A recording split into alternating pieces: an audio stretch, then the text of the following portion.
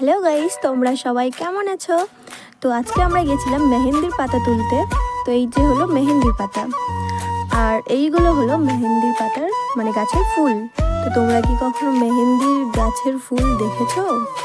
তো যাই হোক, আমরা পাতা তুলতে গিয়ে মানে গাছের ডালও কেটে নিয়ে আসছি। তো তোমরাই ভাবো, আমাদেরকে কেউ কি আর মেহেন্দির পাতা তুলতে দেবে?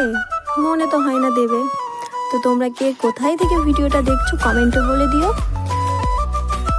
আর সবাইকে বলছি আমার ভয়েস থেকে প্লিজ ইগনোর করো, কারণ আমি জানি আমার ভয়েস খুব বাজে।